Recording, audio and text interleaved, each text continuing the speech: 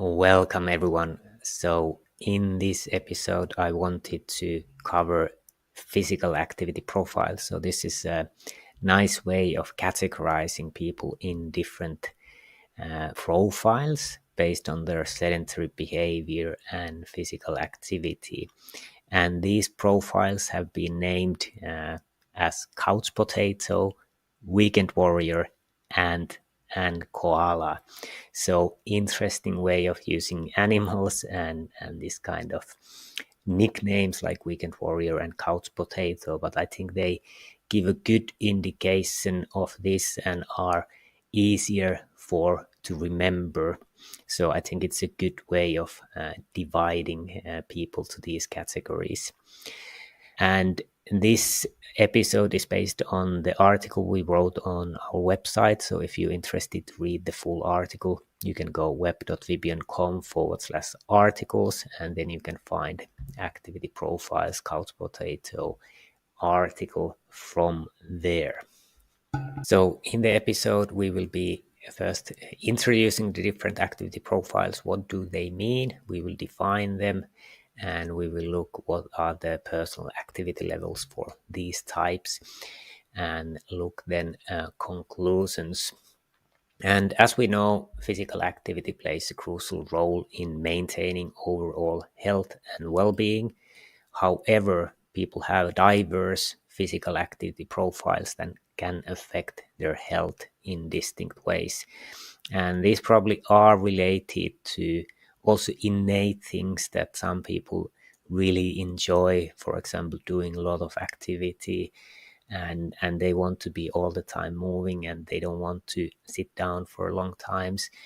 And it's important to understand this kind of activity profiles, whether they are innate or learned, so research and clinicians can develop tailored interventions to promote healthier lifestyle for these different types. And also when we have this kind of profiles, it's easier to kind of cluster people into different groups and actually talk about them, understanding it.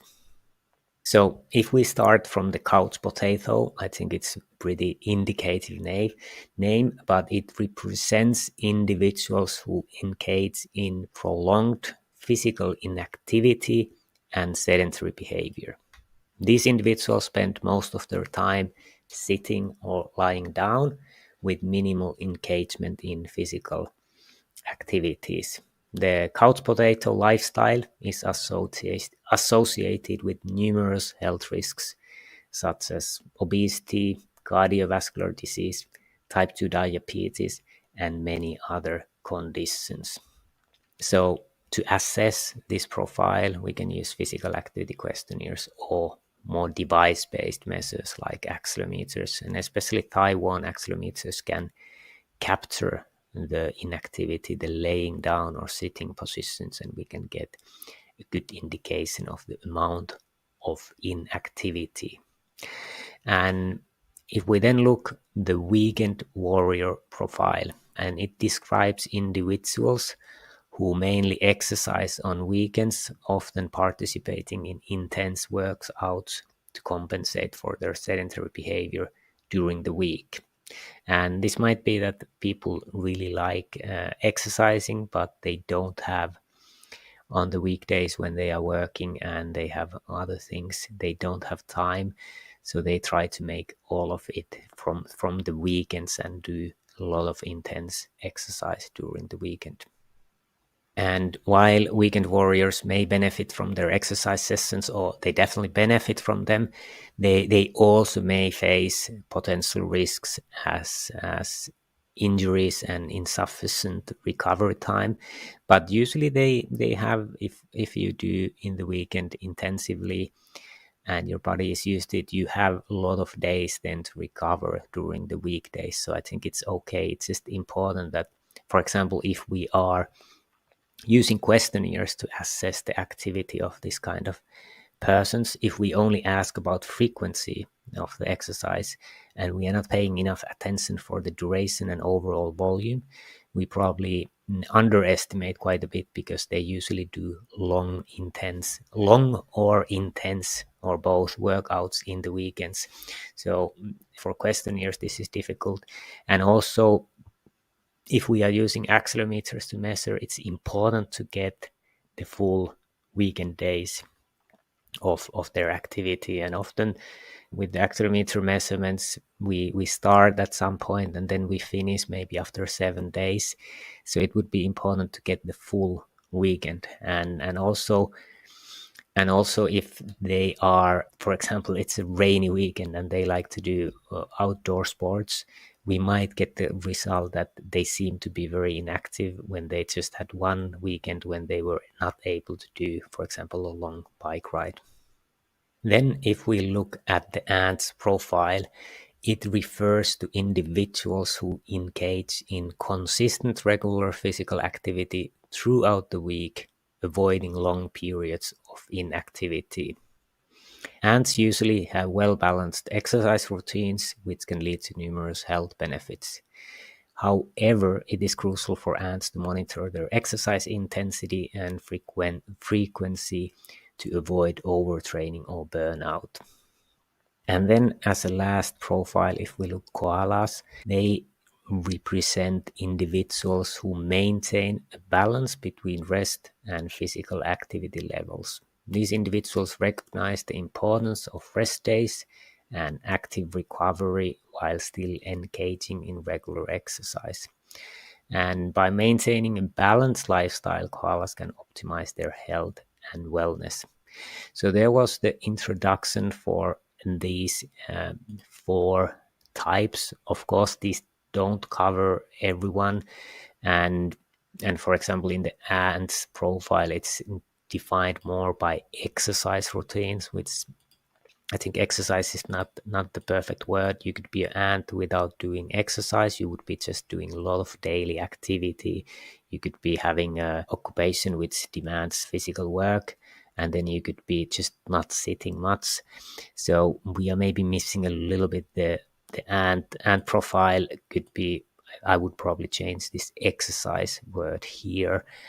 And yeah, of course these don't cover all the types, but I think it's a good classification to cluster people into 4 different categories. Okay, if we then look like what would be the kind of guidelines for different activity so if we then look what would be the guidelines for different activity profiles. So if we start from couch potatoes, and they were characterized by high levels of sedentary behavior and low activity levels, probably spending a lot of time watching TV or using electronic devices. So for them, the steps to do, basically to break the sedentary cycle, couch potatoes could consider the following tips and steps. So they could set realistic activity goals, starting with small increments and gradually increasing the intensity and duration. And probably a good way would be first to try to break the long sedentary behaviors. So maybe just walking a few minutes inside every half an hour, for example, just to activate the body, and also to kind of sensitize the body that you would afterwards start to recognize that you have been sedentary for a long time, because our body is sending messages of that. We might start feeling numb, we might start feeling restless, but if you have been doing that for years, maybe decades, you might not be noticing those changes. So this could be a way to kind of sensitize the body to notice those messages that it is sending. And second point would be to incorporate short activity breaks throughout the day, such as walking, stretching, or doing body weight exercises. And third would be to create a supportive environment that encourages movement, such as arranging furniture to promote standing or walking, and using a standing desk. So it's a lot about our home. It's a lot about our workplace, how to make it encouraging for movement. So there's 3 possible ways that couch potatoes could try to start becoming less inactive and increase activity and other positions than laying down or sitting.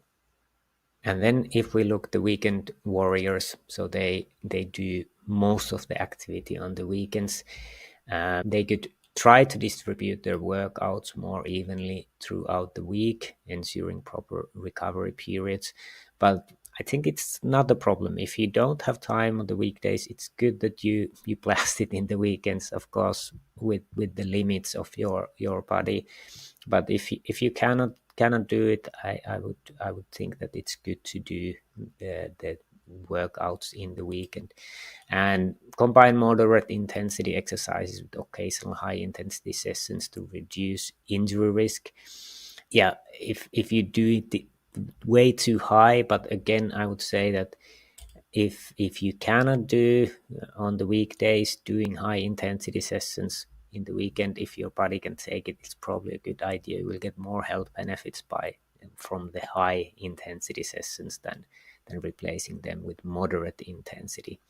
And they can use some measurement tools to measure their activity and see that they recover well enough from the weekend loading. And then if we look at the ants, so and then if we look at the ants, they are individuals who consistently engage in physical activity, avoiding long periods of inactivity.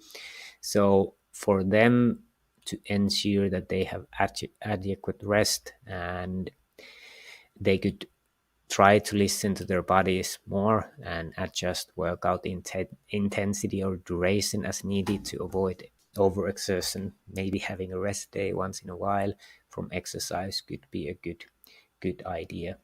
So if we think koalas, they are having the balance between rest and physical activity. I think it's a good situation for them. Maybe if we think sometimes this kind of persons might be preferring like lower intensity exercise over intense workouts. And as we know from the literature, high intensity exercise is still the best to improve fitness and get the most health benefits. So it might be good to think if they are doing enough with the high intensity, and if they have capability to do more intensive, I think it could be a good idea. And if we then look at a little bit of the categorization, that how different activity profiles are doing aerobic exercise, strength training, flexibility training, and balance training. Of course, these are just kind of generic categorization and not always accurate. But if we think couch potato, maybe the aerobic exercise might be moderate, the strength training low, flexibility training low, balance training low. So it can be also that all of those are low, but maybe they get some aerobic exercise. If we think the weekend warriors, maybe the most classic categorization that they get a lot of aerobic exercise, they get maybe moderate amount of strength training, some flexibility training, not so much balance training as they are usually doing intensive workouts just in the weekends. For the ants, they are probably high on aerobic strength training and flexibility training, and also getting some balance training. Koalas, who are more of balance, they would be maybe classified as getting a moderate amount of aerobic exercise, low amount of strength training, high amount of flexibility, and high amount of balance training. So like I said, they could benefit probably a little bit higher volume and intensity of aerobic exercise and strength training, especially with the high loads, because we know that strength training, it is most beneficial when you do it with the high loads, high weights. So that's kind of generic. Of course, people might be different than these. So that's it for the for the physical activity profiles. I think it's an interesting way of classifying. Like said, it doesn't cover all the things, and it's just one way of clustering participants and individuals to different profiles. I think it covers pretty nicely quite a wide range of individuals, although not all, definitely. So if you're interested more, you can check the article on our website. So thanks for listening and glad to hear your feedback. Have a great day.